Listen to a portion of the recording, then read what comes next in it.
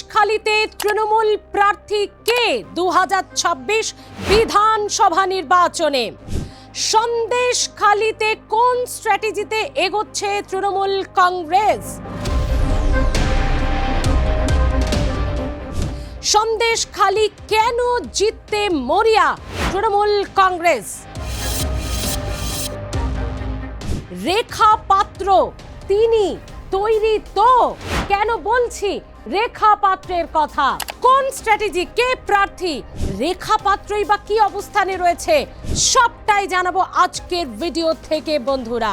সন্দেশখালী একটি গ্রামের নাম যা গোটা বাংলা দেখেছিল সেখানে আন্দোলন কাকে বলে। গোটা বাংলাকে শিখিয়েছিল মা বোনেরা মহিলারা রাস্তায় নেমে আন্দোলন করলে তার ফল কি হতে পারে। হ্যাঁ, সেই সন্দেশখালী একসময় শাসকের ঘুম উড়িয়ে দিয়েছিল, বাংলাকে কার্যত নাড়িয়ে দিয়েছিল। তো সেই সন্দেশখালীতে এবার তৃণমূল প্রার্থী কে? এবার আপনারা ভাবছেন আরে বিধানসভার নির্বাচনের দিনক্ষণ ঘোষণা হলো না, বিধানসভার নির্বাচনে কজন প্রার্থী হবে, কোথায় প্রার্থী হবে তার কোনো রকম কোনো প্রকাশ করা নেই, কিন্তু হঠাৎ করে সন্দেশখালীর প্রার্থী কে এটা কেন বলছি তার কারণ অবশ্যই আছে। দেখুন, সন্দেশখালী বিধানসভা নির্বাচন এবং বসিরহাট লোকসভা নির্বাচন, এই দুটোকে যদি আমরা দেখি না, দুটো দারুণ ইন্টারেস্টিং পয়েন্ট আছে। আপনারা ভাবছেন কে প্রার্থী হচ্ছে, কি স্ট্র্যাটেজি তৃণমূলের, কখন বলবো, তবে তার আগে সেটা বুঝতে হলে আপনাকে সন্দেশখালীর অবস্থানটা আগে বুঝতে হবে এই মুহূর্তে। তবেই বুঝতে পারবেন তৃণমূল কেন এই স্ট্র্যাটেজি নিয়েছে, তৃণমূল কেন এই প্রার্থীকে ভাবছে। এবার হচ্ছে সন্দেশখালীতে আসা যাক। 2021 নির্বাচন, সুকুমার মাহাতো সন্দেশখালী বিধানসভার তিনি বিধায়ক এই মুহূর্তে। তো সুকুমার মাহাতো জিতেছিলেন অনেক ভোটে, 1,12,000-এরও বেশি ভোট পেয়েছিলেন সুকুমার মাহাতো 2021 সালে বিধানসভা নির্বাচনে। ভাস্কর সর্দার বিজেপি প্রার্থী 2021 বন্ধুরা, সালটা মনে রাখুন। আপনাকে বুঝতে হবে প্রথমে সন্দেশখালীর প্রেক্ষিতটা। 2021 তখনও কোনো শাহজাহান, কোনো আন্দোলন, কোনো রেখাপাত্র কিচ্ছু ছিল না, সবটা শান্ত নদীর মতো কুলকুল করে বইছিল। তো সেই 2021-এ ভাস্কর সর্দার বিজেপি প্রার্থী হারলেন। আপনারা ভাবছেন সন্দেশখালী তো তৃণমূল কংগ্রেসেরই দখলে আছে, তার জিততে মরিয়া কেন, কিসের আবার স্ট্র্যাটেজি? না বন্ধুরা, ভাস্কর সর্দার বিজেপি প্রার্থী 2021-এ হেরেছিলেন, কিন্তু তিনি প্রায় 22% কাছাকাছি ভোট বেশি পেয়েছিলেন 2016 সাল থেকে। অর্থাৎ 2016-তে সন্দেশখালীতে বিজেপি প্রার্থী যে ভোট পেয়েছিলেন তার থেকে 20 থেকে 22% ভোট বেশি পেয়েছিলেন এই ভাস্কর সর্দার। তখনও কিন্তু কোনো আন্দোলন হয়নি। তারপর 2024 লোকসভা নির্বাচন, হাজী নুরুল ইসলামের কাছে হারলেন রেখা পাত্র, হারলেন।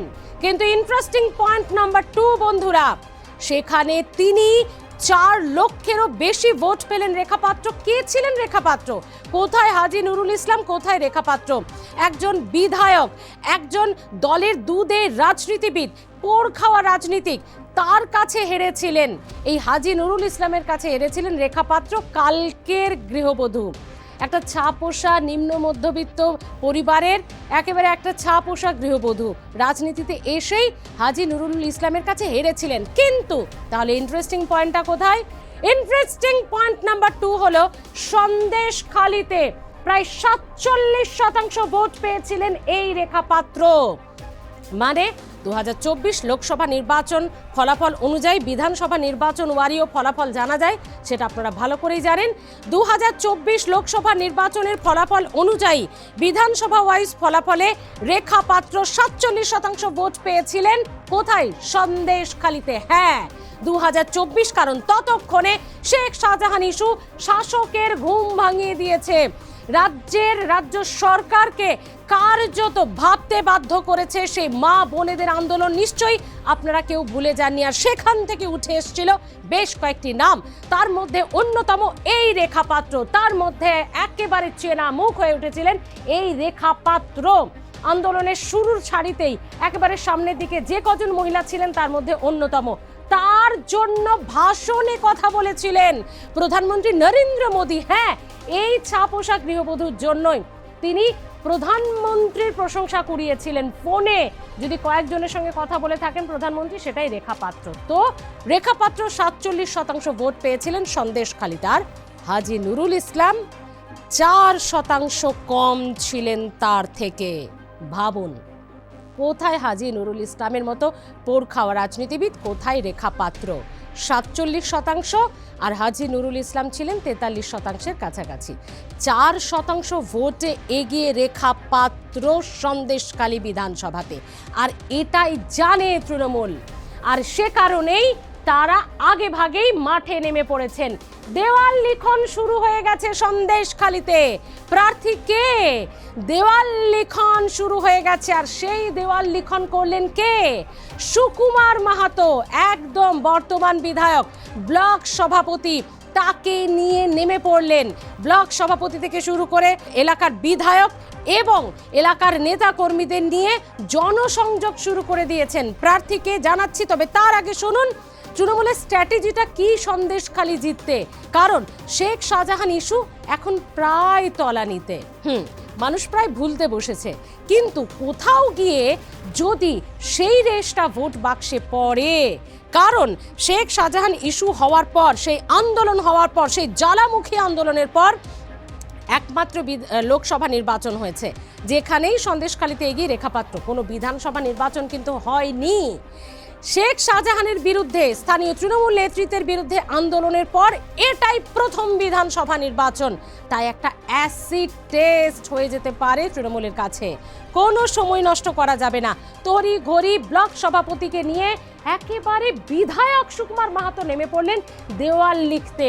লিখলেন, তৃণমূল প্রার্থীকে জয়যুক্ত করুন 2026-এ বিপুল সংখ্যায় ভোট দিয়ে। তিনি তো একেবারে তৃণমূল সুপ্রিমোর পথই অনুসরণ করেছেন। হ্যাঁ, তৃণমূল সুপ্রিমো বলেন না, কে প্রার্থী দেখার দরকার নেই, আমাকে দেখে ভোট দিন। আমাকে, আমি 294টা আসনের প্রার্থী, আমি 294টা আসনে লড়ছি। কে প্রার্থী আপনাদেরকে ভাবতে হবে না, আমি সবটা দেখব। সুকুমার মাহাতো সেই পথই অনুসরণ করলেন। কে প্রার্থী জানার দরকার নেই, তিনি বলছেন যেই প্রার্থী হোক। এবার আপনারা ভাবছেন তো কে প্রার্থী, এই কালো মুখটার কাছে দাঁড়াবে কে? তাহলে শুনুন, যেই প্রার্থী হোক তিনি তৃণমূল কর্মী এবং তিনি তৃণমূলেরই একজন সৈনিক। তার জন্য ঝাঁপাবো আমরা, আমরা লড়াই করব তার জন্য, যেই প্রার্থী হোক। তাই এখনো পর্যন্ত যেমন বিধানসভা নির্বাচনের দিনক্ষণ ঘোষণা হয়নি, ঠিক তেমনই এই তৃণমূল প্রার্থী হবে কে সন্দেশখালীতে এখনো পর্যন্ত তারা জানেন না। কিন্তু দেওয়াল লিখন শুরু করে দিয়েছেন তারা। কোনো সময় নষ্ট করা নয়। তৃণমূলের strategy first come first serve. আগে মানুষের কাছে পৌঁছতে হবে, আগে দেওয়াল লিখন, দেওয়াল দখল থেকে শুরু করে ভোটের আবহে একটা অ্যাডভান্টেজে থাকতে হবে। এটাই হলো সন্দেশখালী জিততে তৃণমূলের স্ট্র্যাটেজি। ময়দানে যখন নামতে হবে, মাঠে যখন নামতে হবে, আগেই নামা ভালো। এটাই হলো সন্দেশখালীর ক্ষেত্রে স্থানীয় তৃণমূল নেতৃত্বের বিধায়ক ব্লক সভাপতির স্ট্র্যাটেজি। এই স্ট্র্যাটেজিতেই তারা নেমে পড়েছেন ময়দানে। কংগ্রেসের কর্মী, ইতিমধ্যে আপনারা দেখেছেন যে বিজেপি ভয় পাচ্ছে বলে আমাদের আইপ্যাকের অফিসে হামলা চালিয়েছে ইডি দিয়ে। তো এই তার মানে বুঝতে হবে যে বিজেপি ভয় পাচ্ছে যে এখানে পশ্চিমবঙ্গে আবার তৃণমূল আসবে, তাই ইডি হামলা চালিয়েছে আইপ্যাকের অফিসে। আমরা মনে করি ভোটের দামামা সেদিন বেড়েছে যেদিন এসআইআর শুরু হয়েছে, এবং এত কম সময়ে এসআইআর হয়েছে। তাতে আমরা তৃণমূল কংগ্রেস কর্মীরা প্রস্তুত, ভোট যখন হবে তখন আমরা তৈরি আছি। এখানে আজকে দেওয়াল লেখা শুরু হলো। আগামী দিনে মমতা বন্দ্যোপাধ্যায় যাকেই প্রার্থী করবে তৃণমূল কংগ্রেস তার হয়ে লড়বে।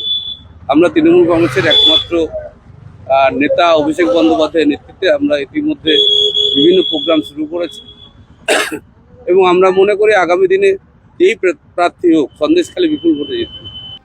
শুনলেন তো দুজনে কতটা আশাবাদী, এবং তারা এলাকা দখল করতে, বলা ভালো এলাকার দেওয়াল দখল করতে যেভাবে নেমে পড়েছেন সেটা কিন্তু নজর কেড়েছে এলাকার মানুষেরও। হ্যাঁ, একদিকে খুব দুটো ইন্টারেস্টিং পয়েন্ট কিন্তু এই সন্দেশখালীতে রয়েছে। এক, সন্দেশখালী বিধানসভা তৃণমূলেরই দখলে। 1,12,000-এরও বেশি ভোট পেয়েছিলেন সুকুমার মাহাতো, হারিয়েছিলেন বিজেপি প্রার্থীকে।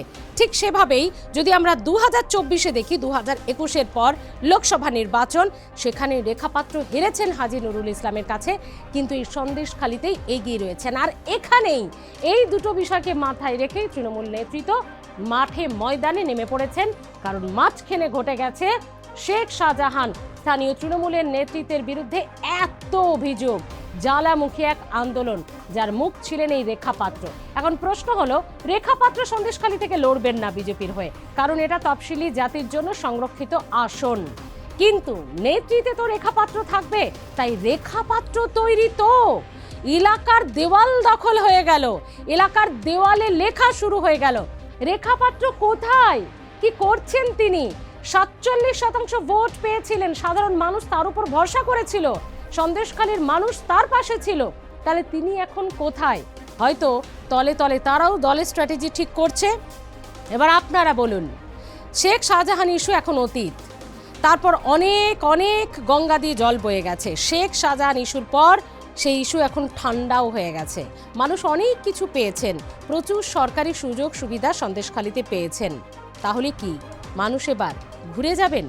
মানে যেমনটা সন্দেশখালী বিধানসভাতে ছিল তৃণমূলের জয় জয়কার, 24কে ভুলে গিয়ে আবার কি 26-এ সেই তৃণমূলেরই জয় জয়কার হবে সন্দেশখালীতে?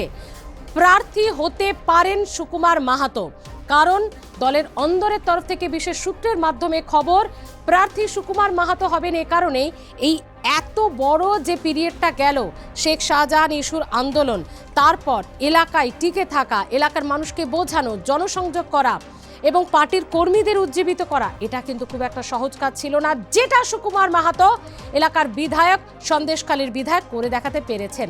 তাই মনে করা হচ্ছে দল তার কাজে সন্তুষ্ট হয়ে তাকে আবারও টিকিট দেবে এই সন্দেশখালী থেকে। এখন দেখার দল কি করে। তবে প্রশ্ন একটাই, রেখাপাত্র তৈরি তো। কিভাবে দেখছেন আপনারা সন্দেশখালী এবার কার, বিজেপি নাকি তৃণমূলের? শেখ শাহজাহান ইস্যু, এই আন্দোলন আদৌ আর কোনো রেখাপাত করবে কি রেখাপাত্রের সন্দেশখালীতে? জানাতে ভুলবেন না। দেখতে থাকুন আর প্লাস নিউজ ডিজিটাল।